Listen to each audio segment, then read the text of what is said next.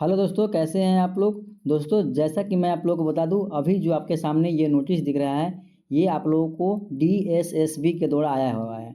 DSSB का मतलब मैं आपको बता दूं कि दिल्ली सब कोऑर्डिनेट सर्विस सिलेक्शन के बोर्ड की तरफ से 10वीं पास उन तमाम छात्रों के लिए काफ़ी शानदार भर्ती रहने वाला है जो 10वीं पास कर चुके हैं और साथ में आईटीआई भी कर चुके हैं। उन लोगों के लिए भी यहाँ पर मौका दिया जा रहा है। लेकिन आपको मैं बता दूं कि आज के इस वीडियो में हम लोग डीएसएसबी के बारे में टोटल इन्फॉर्मेशन बात करेंगे कि टोटल पोस्ट कितने होने वाला है और साथ में और आपका जो पे लेवल होता है जिसको प्रति माह वेतन बोलते हैं वो आपको कितना मिलने वाला है। टोटल इन्फॉर्मेशन आज के इस वीडियो में प्राप्त करेंगे। इसी के साथ हम लोग पेपर पैटर्न और आप लोग का एग्जाम कैसे होगा, इन सभी टॉपिक पर आज के इस वीडियो में हम लोग बात करेंगे। सबसे पहले ये आपको नोटिस का डेट दिख रहा होगा जो 14/8/2025 को पब्लिश किया गया था डीएसएसबी के द्वारा, दिल्ली सब कोऑर्डिनेट सर्विस सिलेक्शन के द्वारा।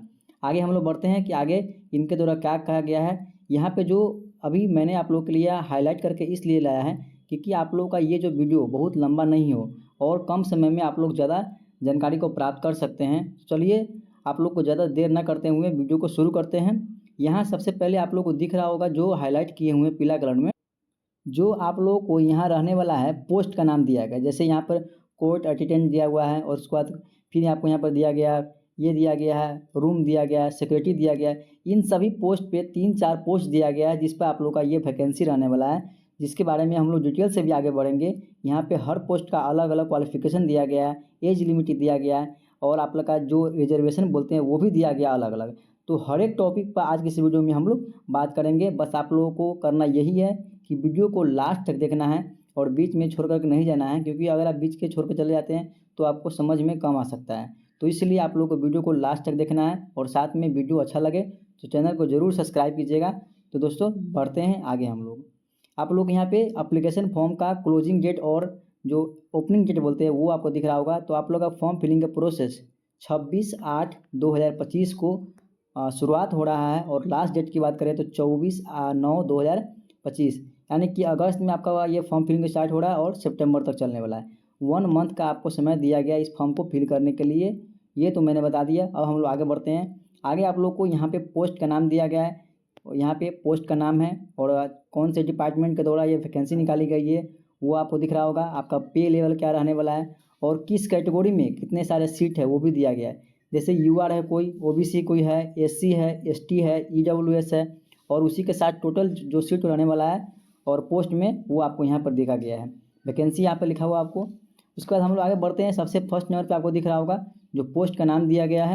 अब आप लोगों के सामने सबसे फर्स्ट जो पोस्ट रहने वाला है आपका, यहाँ पे आपको दिख रहा होगा कोर्ट अटेंडेंट, जिसमें आप लोग का पे लेवल क्या रहने वाला है और उसमें सीट की बात करें तो सबसे पहले आपको जनरल में 81 सीट रहने वाला है और ओबीसी में 95, एससी में 23, एसटी में 32 और ईडब्ल्यूएस में 64 रहने वाला है। टोटल पोस्ट की बात करें तो 295 आपको कोर्ट अटेंडेंट में रहने वाला है और उसी प्रकार से अलग अलग दिया हुआ है आपको यहाँ पे जो कोर्ट अटेंडेंट एस है और कोर्ट अटेंडेंट एल है। उसके बाद रूम अटेंडेंट, ये सभी पोस्ट अलग अलग दिया गया है और ये सब पोस्ट जो है आपको यहाँ पर दिख रहा होगा दिल्ली हाई कोर्ट के द्वारा जारी किया गया है।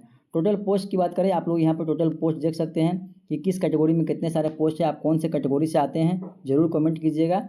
और यहाँ पे आपको टोटल पोस्ट दिख रहा होगा ग्रैंड टोटल पोस्ट, हर कैटेगरी का अलग अलग है। टोटल मिला करके आपको यहाँ पे 334 पोस्ट रहने वाला है। ये दिल्ली हाई कोर्ट के द्वारा जारी किया गया है।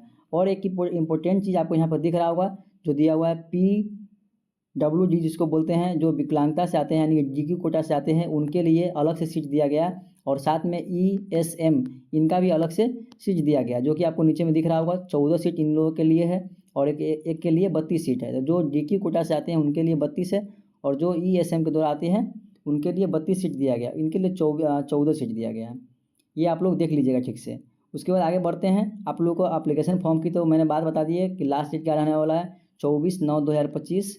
उसके बाद आगे बढ़ते हैं। ये आप लोग का वेबसाइट रहने वाला है कि इसी वेबसाइट से आप लोग फॉर्म फिलअप कर सकते हैं।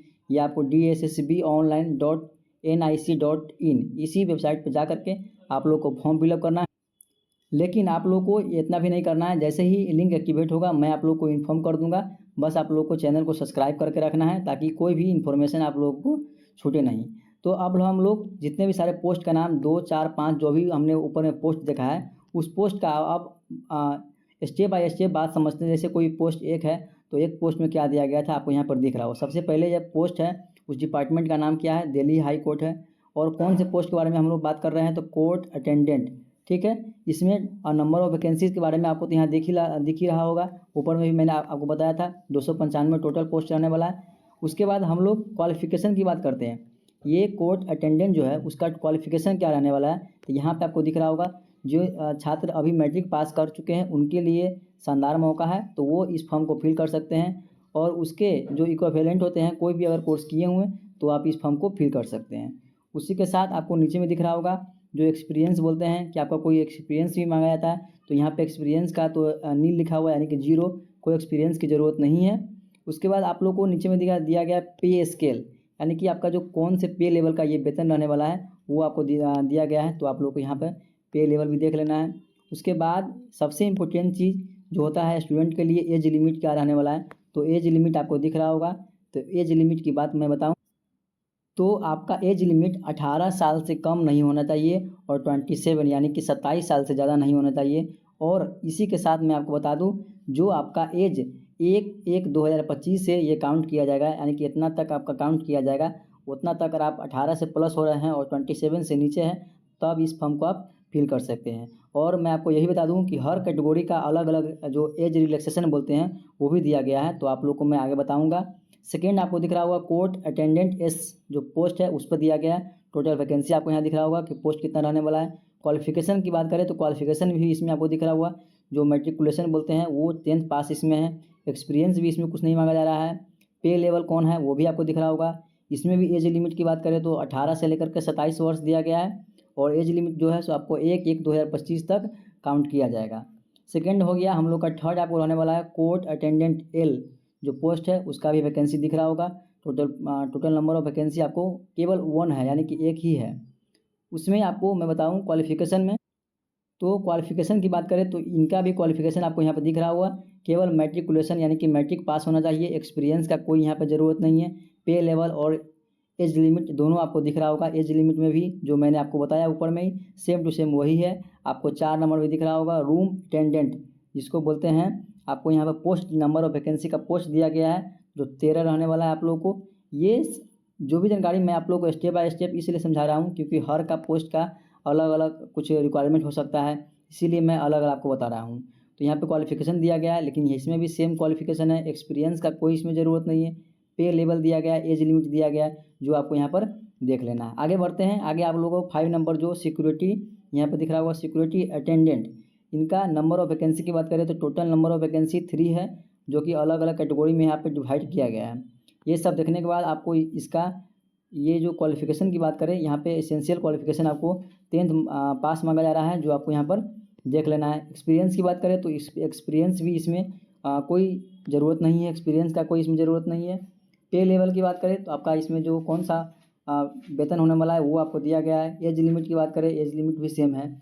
तो जितने भी सारे पोस्ट अभी मैंने आपको बताया 1 से लेकर 5 तक आपको पोस्ट जो भी मैंने बताया उसमें क्वालिफिकेशन के लेकर के और एज लिमिट के साथ हर एक चीज़ आप लोगों को सेम दिखने को मिलेगा।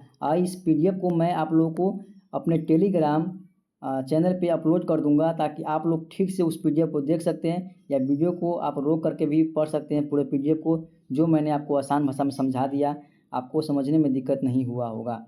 आगे बढ़ते हैं। यहाँ पे आप लोगों को जो क्राइटेरिया दिख रहा होगा कि कौन से स्टूडेंट इस फॉर्म को फिल कर सकते हैं, तो जो इंडिया के भी है वो भी फॉर्म फिलअप कर सकते हैं, या कोई नेपाल का भी है तो वो भी फॉर्म फिलअप कर सकते हैं। यहाँ पे हूबहू लिखा गया है, ठीक है, तो आप लोगों को ये भी पढ़ लेना है। उसके बाद नीचे आते हैं तो ये आपको दिख रहा होगा कि आप लोगों को मैंने बताया कि आज आप लोगों का एज लिमिट 01/01/2025 यानी कि 1/1/2025 तक काउंट किया जाएगा, ये आप लोग को याद रखना है। उसके बाद आगे आप लोग को यहाँ पे एजुकेशनल क्वालिफिकेशन की बात करें वो भी आपको दिख रहा होगा। और ये सब देख लेने के बाद आप लोग को मैं आगे लेकर चलता हूँ आगे क्या दिया गया है इनके लिए। और इसमें ये दिया गया कि ये जो फॉर्म फिलअप जो होगा ओनली वो ऑनलाइन मोड, किसी और के थ्रू आप फॉर्म फिलअप नहीं करवाइएगा। ऐसा नहीं कि आपको ऑनलाइन ऑफलाइन भी कहीं कोई फॉर्म फिलअप कर दे तो आपको दिक्कत हो सकती है। आपको ये फॉर्म जो है ऑनलाइन फिलअप होगा। यहाँ पे वेबसाइट दिया गया है, इस वेबसाइट से आप फॉर्म फिलअप कर सकते हैं। ये सब आप लोग को दिखा होगा। आप जो है ये इन्होंने पहले ही मेंशन कर रखा है कि ये जो आप फॉर्म फिलअप कीजिएगा वो आप जो डेट क्लोजिंग डेट है उससे पहले फॉर्म फिलअप कीजिएगा। ऐसा नहीं कि आप डेट के बाद में फॉर्म फिलअप करते हैं तो दिक्कत हो जाए। और आप लोग को जो भी फॉर्म फिलअप करना है वो पूरी तरह से एकदम करेक्ट होना चाहिए। आपको यहाँ पर दिख रहा होगा, पूरी तरह से गलत नहीं होना चाहिए, यानी कि पूरी तरह से करेक्ट होना चाहिए, सीधा होना चाहिए। एप्लीकेशन फॉर्म के फ़ी की बात करें तो 100 यानी कि 100 रुपया आपको फॉर्म फिलअप लगने वाला है, जो कि आपको यहाँ पे मेंशन किया गया है। और हर कैटेगरी जैसे PWD हो गया, और यहाँ पे हर कैटेगरी का अलग अलग आपको यहाँ पे छूट भी मिलता है। कोई सर्विसमैन कैटेगरी से आते हैं या कोई वुमेन है तो उनको छूट दी जाती है, इसका ये जो फ़ी होती है उसमें। और फ़ी जो है सो केवल आप SBI ई-पे से ही ये इसको फॉर्म को पेमेंट भर सकते हैं, ठीक है। उसके बाद आप लोग को यहाँ पर दिख रहा होगा, जो मैं नीचे दिखा, जो ये कहा जा रहा है कि आप लोग एक बार फॉर्म को फिलअप कर दीजिएगा, पेमेंट एक बार कर दीजिएगा तो दोबारा वो वापस नहीं आने वाला है। एग्ज़ाम का शेड्यूल दिख रहा है वो आपको कि एग्ज़ाम में क्या क्या पूछा जाएगा। जैसे आपको यहाँ पर दिख रहा होगा, टायर फर्स्ट में आपको क्या पूछा जाएगा, जो मल्टीपल क्वेश्चन रहेगा और टोटल नंबर ऑफ क्वेश्चन कितना रहेगा वही मैं बता दूँ। जैसे हिंदी पूछा जाएगा, इंग्लिश पूछा जाएगा, जनरल नॉलेज, और उसके बाद मैथ होगा, ये सब हो जाएगा। आपको हिंदी इंग्लिश दोनों में आपको क्वेश्चन पूछा जाएगा, तो इस तरफ से आपको देख लेना है। और साथ में नेगेटिव मार्किंग भी इस क्वेश्चन में रहने वाला है, यानी कि इस पेपर में आपको नेगेटिव मार्किंग भी रहने वाला है। इन सब का, ये सब का आपको दिख रहा होगा पेपर पैटर्न रहने वाला यही। तो इन सब के पेपर पैटर्न साथ में नेगेटिव मार्किंग ये सब आपको देख लेना है। टोटल नंबर ऑफ क्वेश्चन की बात करें तो 100 रहने वाला है। टाइमिंग आपको 150 मिनट मिलने वाला है। और टायर सेकंड में आपको दिख रहा होगा, ये आपको यहाँ पर दिख रहा होगा, ये सब आप लोग को देख लेना है। इन सभी को देखने के बाद हम लोग नीचे आते हैं। आप लोगों का क्वालिफिकेशन मार्क्स भी दिया गया है कि आप लोग कितने नंबर लाइएगा, तो इस एग्ज़ाम में आपको क्वालिफाई मांगा जाएगा। तो हर कैटेगरी का अलग अलग यहाँ दिया गया है। तो ये सब आप लोग को देखने के बाद मैं आप लोग को आगे लेकर चलता हूँ। सिलेक्शन का मूड दिया गया है कि आपका जो सिलेक्शन होगा वो कैसे होगा। तो ये सब प्रोसेस आप लोगों को इसमें देख लेना है। जो इम्पोर्टेंट चीज़ था मैंने आप लोग को बता दिया। अब आप लोग को इस वीडियो को मैं यहीं पे एंड करता हूँ दोस्तों।